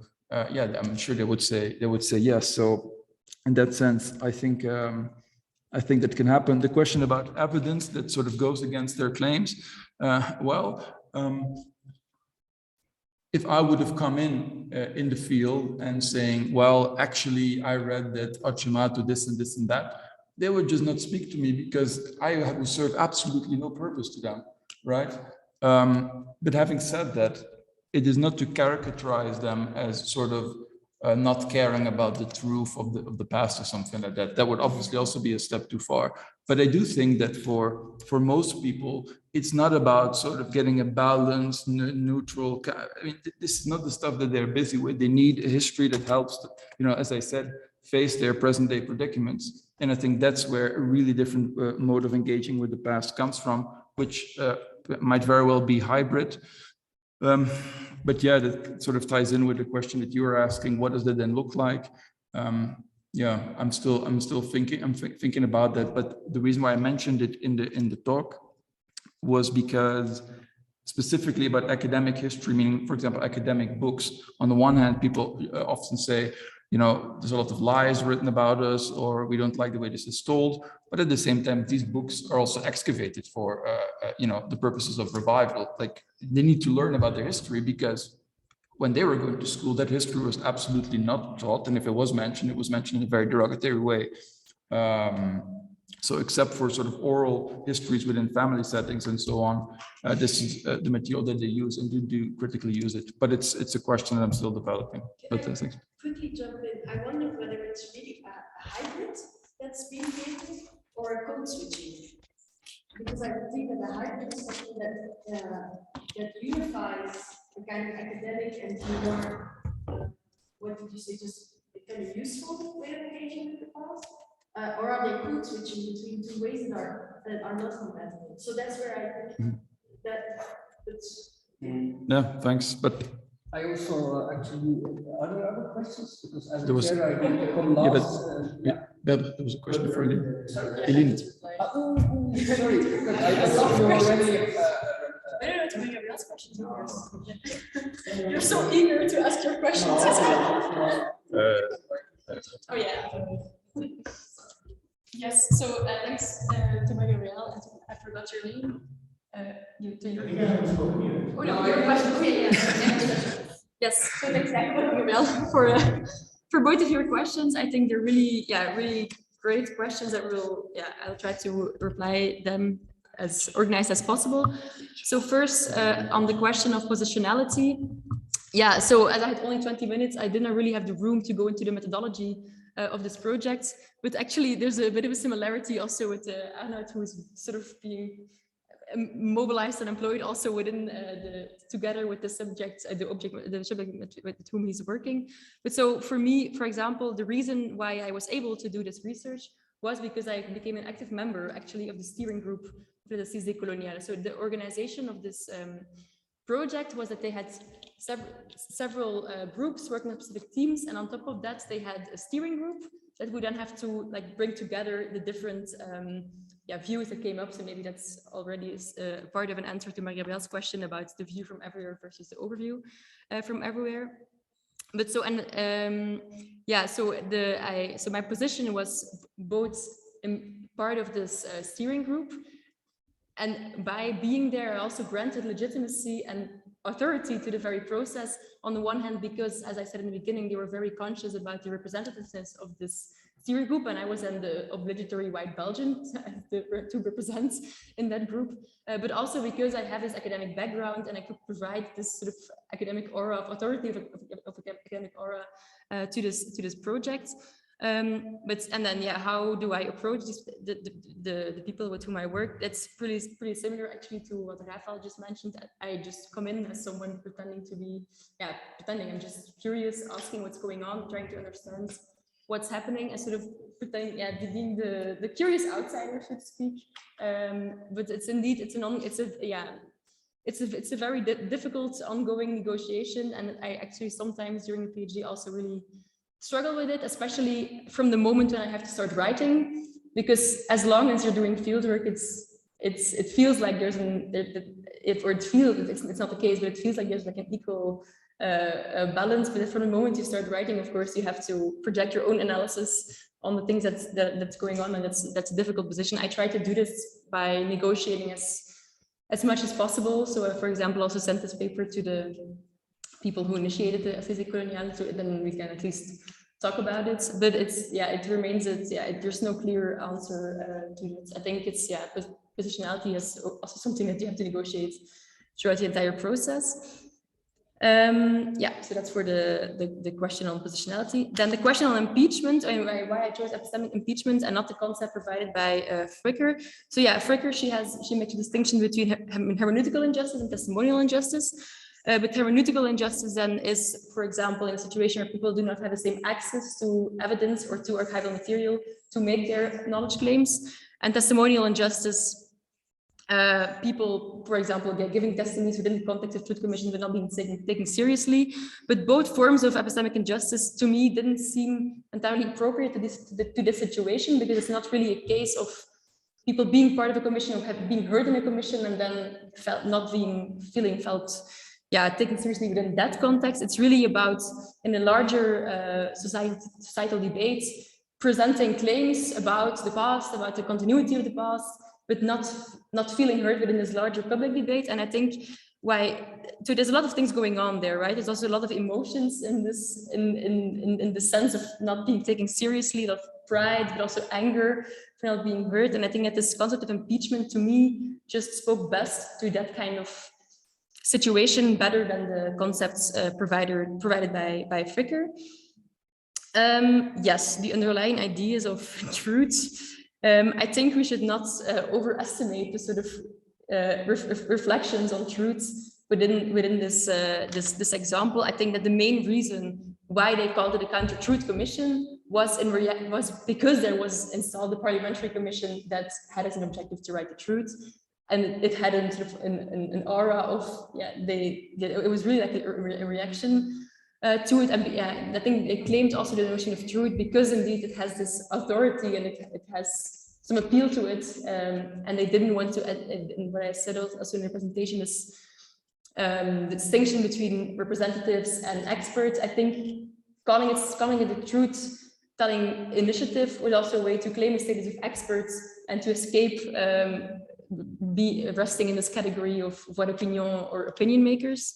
But I didn't see any real reflections on what truth then is or whatsoever. But then, the question of evidence, though, I do think is interesting. Because it's also an interesting question. No, but I mean, I'm just thinking I can't provide a clear answer on the truth question. But the evidence, yes, because indeed I mentioned that I wanted to discuss this tension that also arose between indeed this the composition of its own commission, and that it was a bit unclear what kind of expertise that they could claim. It's super messy. There's like a variety of expertise, a variety of things on which they claim expertise. They claim expertise on what happens in the past. They claim expertise on what happens in the present, on the relationship between the past and the present. But also there's a sort of also identitarian logic in, for example, when they talk about you have to bring together different perspectives, it's also very much connected to different groups. I think one of the reasons also why they see people belonging to the different groups as having different perspectives also has to do with then the evidence of experience, and experience as being an important source of evidence that's not being taken into account in this official Congo Commission. Do they create kind of hierarchies? So I really wanted to get at the conflict of evidence in the sense that. He has to reply first. Oh yeah. Have notes. Yes, about the authenticity. Oh yeah, authenticity. Should I go before I ruin everybody's coffee break, which I think is also coming up? I'll try to be short. Thank you very much for these questions. Also, thank you very much for this dance actually with the microphone, which helps for me because I couldn't be there. Okay, authenticity. Yes, so I think the answer to that, which also raises questions, is that there are multiple authenticities in play here. So one of them definitely is this idea or this concept of the visual, the material close weapons to be as close as possible to, for example, the historical period in that time. But another one, and that is the one actually, that's why that's such a good question. So I'm still theorizing that it has to do with some more, let's say, abstract ideas. So so I interviewed the historical reenactors and they talked about the image. They talked about the concept of reenactment and things like that. And I'm still trying to figure out what that exactly means. So I'm trying to sort of counter what they say to what they are actually doing. And on the one hand, so you have this authenticity, which is sort of more concrete, which really has to do with this historical period and the materials, etc. And the other thing is more, not necessarily obscure, but more in the realm of imagination, maybe. So what it means for them to be authentic. And an example to that also is, for example, the role of the local. I couldn't get into that, will not say a lot about that, but the role of Yogyakarta as a city in historiography, national historiography in Indonesia. So for example, the idea of that what they present, the importance of their historical reenactment, how that is a more authentic history than you can find, for example, in textbooks or that have been taught in the past during authoritarian rules, etc. So there are different layers of authenticity throughout the historical reenactments and what these communities do. I think this is the best I can do in this time. Second question, which is also a very good question, is something that I'm also still theorizing, but which will be part of my PhD or is already part of the dissertation, which is this idea of positionality, the situatedness, not necessarily the emic versus ethic, but I can use that obviously to discuss this. And that is the sense that as a researcher, I am a Dutch researcher. I'm doing research at the Dutch University, Dutch national, mother tongue is Dutch, etc., but I also speak Indonesian. My mother's from Indonesia. I've lived in Indonesia. So this offers definitely different kinds of insights in comparison to other Dutchmen, I would say. But whether I am then a scholar that works on sort of this distinction between emic and ethic, I would say must be somewhere in the middle. But to sort of circumvent that, I try to really focus on the case studies and let the objects do the talking in that sense. So I'm really going from within, so that would be then emic, because the objects are Indonesians. So to give an example, hopefully shortly, is this idea that my hypothesis initially, my PhD proposal initially, was very much informed by the fact that I am from the Netherlands. So one of the things, to give a very concrete example, which is now a very lively topic still in the Netherlands, which was then sort of upcoming, is this idea of Dutch violence during the Indonesian War of Independence, sort of war crimes, what we as Dutch people did there. This is not a question that is very relevant to Indonesia, because this has been established for the past 50 years. So it is present, obviously, this Dutch violence, but it is not a pressing matter. So although I thought that this would be an interesting point of departure to try to find how the Dutch are represented, etc., and I do address it, it is not the most important aspect of the memories of the Indonesian War of Independence, which has more to do with sort of situations of like the hyper diverse nation that Indonesia is to this day. So the questions really are different, whether you're from looking from a Dutch perspective and of an Indonesian perspective. And I would say that that is something that, at least to a certain extent, has changed. Why? Because I really focus on the case study and try to look at what they are doing and what you can see there. Yeah, so, and then I think still I have this positionality, etc., which will be included, but I think that is the easiest way to sort of deal with that question, I guess. Okay, that was very quickly. I think those were the answers. Okay, we're going a little bit over time, but I would suggest to finish with your question. More political questions, well, a more obviously political question. Oh, okay. So when Eline, is your name right? When you were discussing reparations, as a curious outsider for me, it was fairly obvious that this must somehow include the topic of immigration. Yet I didn't hear anything about it, and I wondered if it was mentioned in the meetings or yeah, in any part of what your research was about. And also I wanted to know if you think that immigration can do something to do with significant reparation.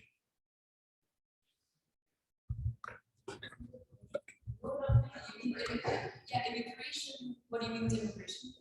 Yeah, I mean, and the relation between immigration and reparation, can you?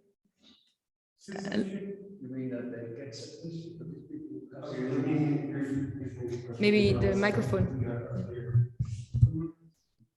Yeah, what I mean is, if I mean, I thought it was obvious for me that there must be something, or that the topic of immigration must somehow spring up when discussing reparations. Yet I didn't hear anything about that. Sorry, you mean Congolese people getting citizenship to come to Belgium? In a sense, yes, of course, but I also mean, like, in general, the panorama of immigration, of course, into the land of the colonizer from the people who were colonized. And of course, this is a humongous phenomenon, not happening only on European ground, but mostly on European ground. So I was just wondering if you thought that maybe some kind of policies on immigration or open borders, which seems like just such an obvious and straightforward idea, but yet so elusive, could be part or a significant part of historical reparations. I don't know if that was a bit clearer or if I'm just. Yeah, I think it's clear. Basically, so it's kind of like a double question in the sense of, did you see it, and what is your opinion?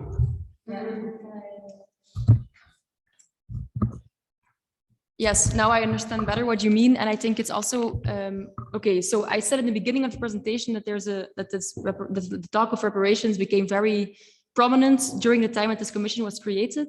At the same time, there was also related to this network of activists, one of them then launched this Assise Coloniale.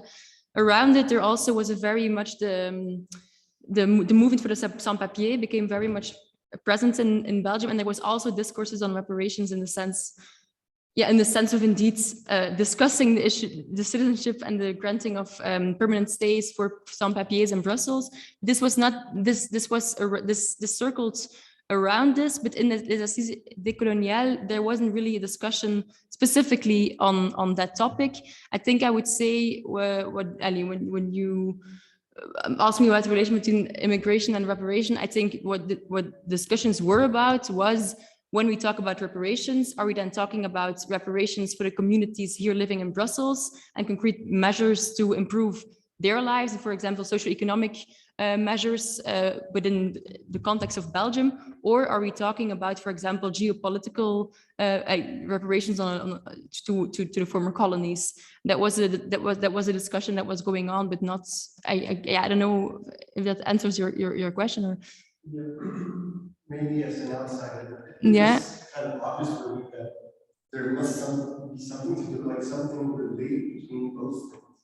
And it's so surprising me that it wasn't But do they at Yeah, some point ask that Congolese would more easily be able to migrate to Belgium? yeah, of course. Because of Yeah. That's Yeah, of course. Yeah. That's part of the question also. Yeah, for example, now with the crisis in Ukraine, there was a very important campaign also launched by activists in the diaspora in Brussels, not necessarily the same people in Les Décoloniales, but it's a part of the discussion to, for example, raise awareness about the migration of Congolese students who were stopped at the borders, who migrated, who fled from Ukraine to Belgium, but couldn't enter the country. Yeah, for example, there was a huge campaign that's been going on, for years, together also with this activism around the sans-papiers in Belgium.